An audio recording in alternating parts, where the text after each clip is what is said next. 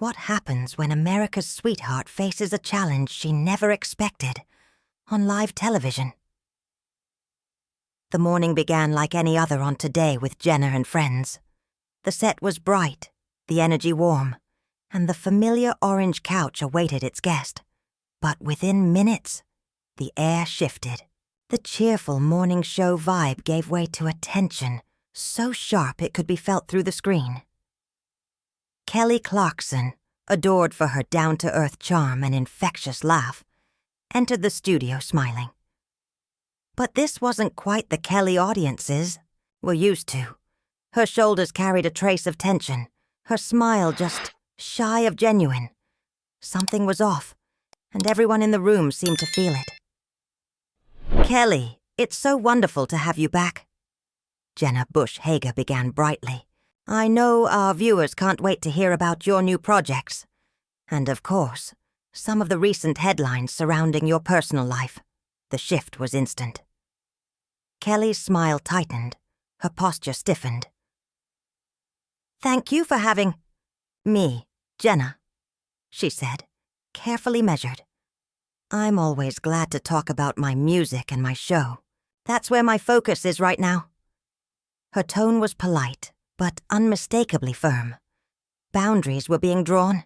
Jenna either didn't notice or chose not to. "Of course," she pressed. "But people feel connected to you because of how open you've always been. They want to know how you're really doing." Kelly's jaw clenched.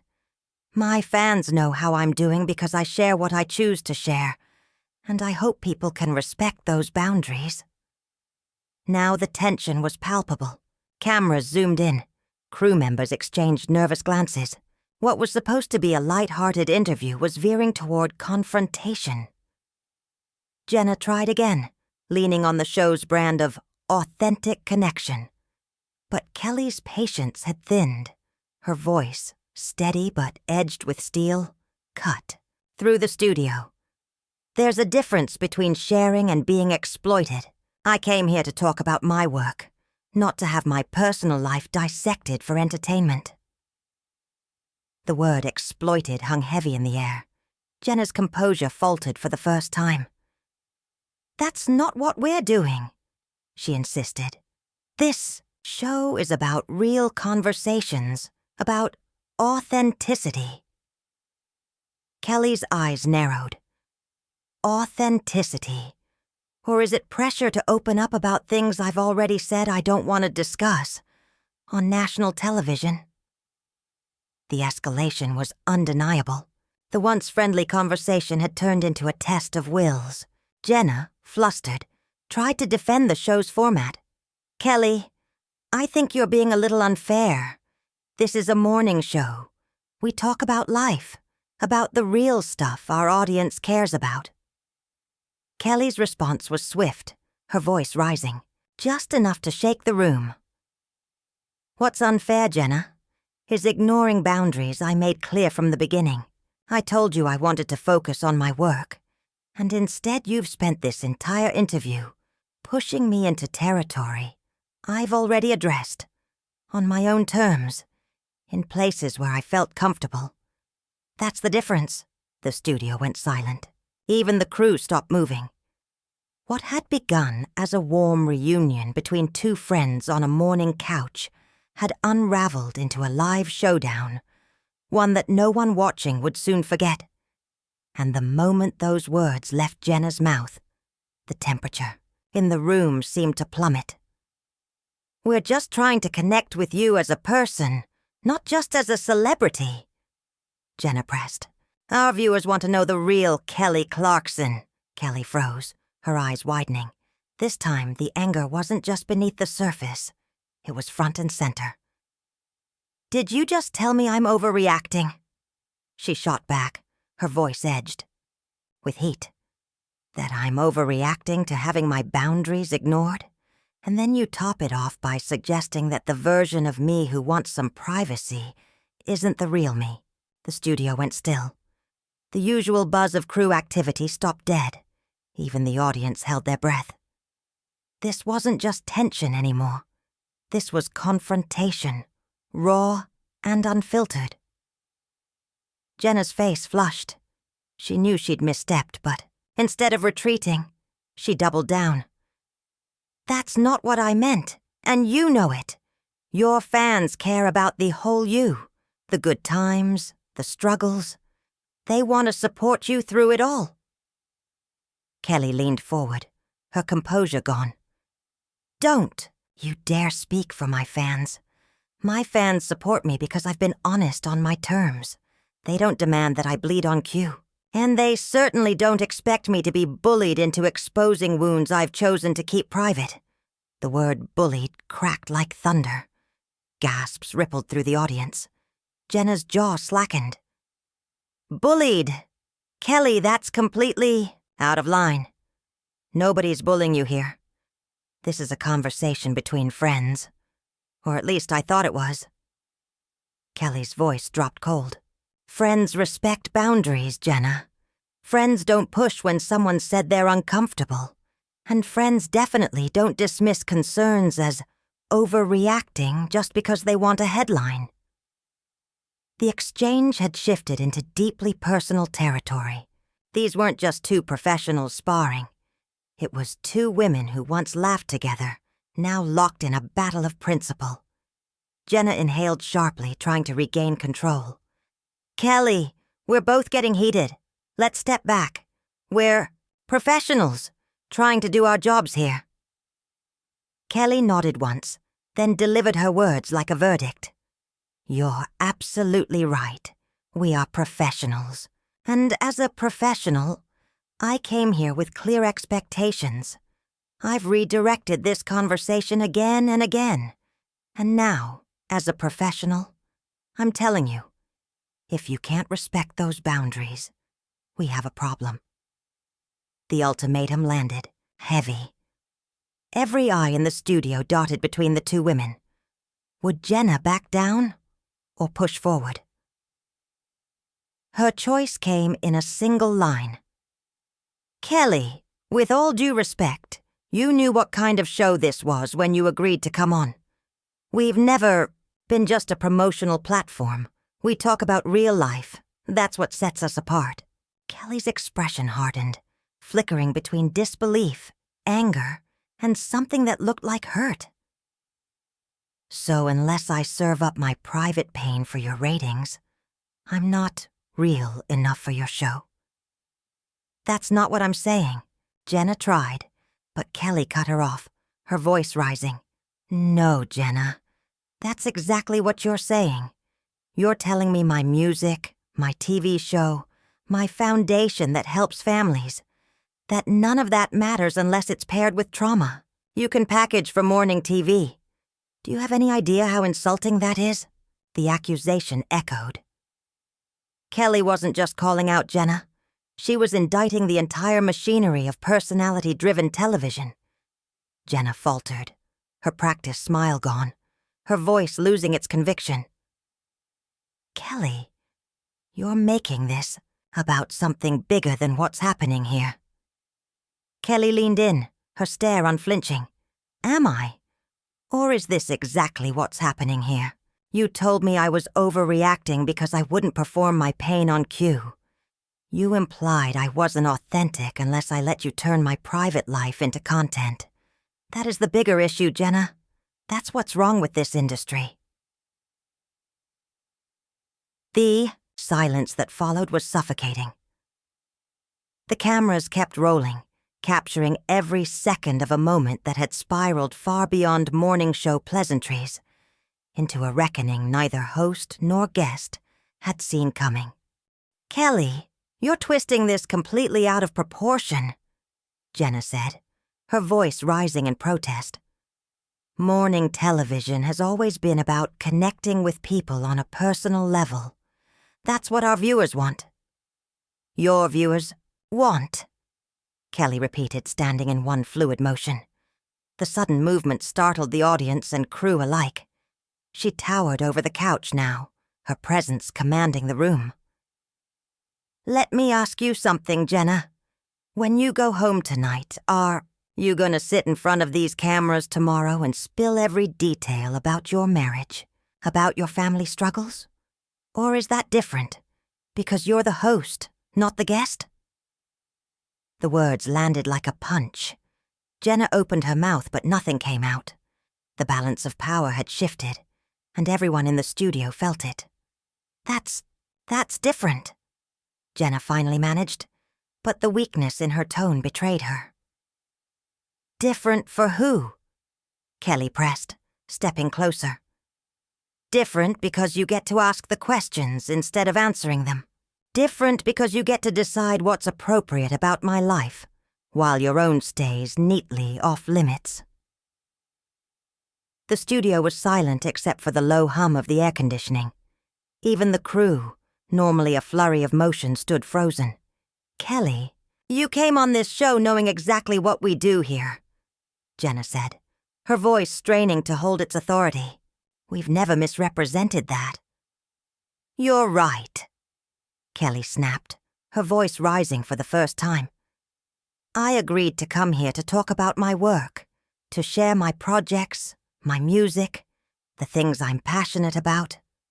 I did not agree to be ambushed with personal questions I've already made clear I won't discuss in this format." "Ambushed?"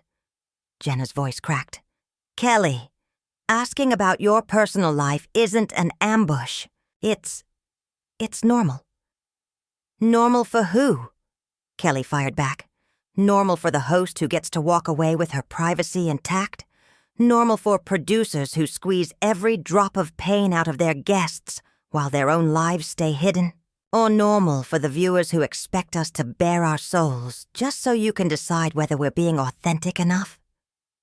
Each word was a hammer blow, and Jenna was visibly reeling. This was no longer about one interview. It was about the entire system being put on trial. "Kelly, I think you're being incredibly unfair right now," Jenna said, her own composure unraveling. "We're not exploiting anyone. We're giving people a platform to share their stories, to connect with our audience." "A platform?" Kelly echoed, her voice dripping with contempt. "A platform you control, where you decide the terms, where you get to push people past their boundaries, and when they resist, you call them difficult or say they're overreacting. That's not a platform, Jenna. That's exploitation." She began moving toward the edge of the set, the studio audience realizing all at once what might be coming. The panic on the crew's faces was unmistakable. This wasn't just a tense exchange anymore. It was heading toward a walk-off, live, in front of millions. "Kelly, please," Jenna said, standing now as well, her voice tinged with desperation. "Don't leave. Let's just take a breath and find a way to move forward here," Jenna said quickly, her voice straining against the silence. "We can talk about your music, your show, whatever you want to discuss." Kelly stopped mid-step and turned back. Her expression was calm now, but her tone carried the weight of finality. "Jenna, the time to respect what I wanted to discuss was—" She broke off, the unfinished sentence hitting harder than if she'd spoken it. The moment hung heavy, the air thick with everything already said and everything that could never be taken back. Jenna's eyes darted around the studio, desperate for rescue, but the crew remained frozen, uncertain whether to cut the cameras or let the confrontation play out. "Kelly, I'm sorry if you feel like we crossed a line," Jenna said, her voice smaller, drained of the confidence she had displayed minutes earlier. "That was never our intention. We really do respect you and your work." Kelly paused, then turned fully toward her again.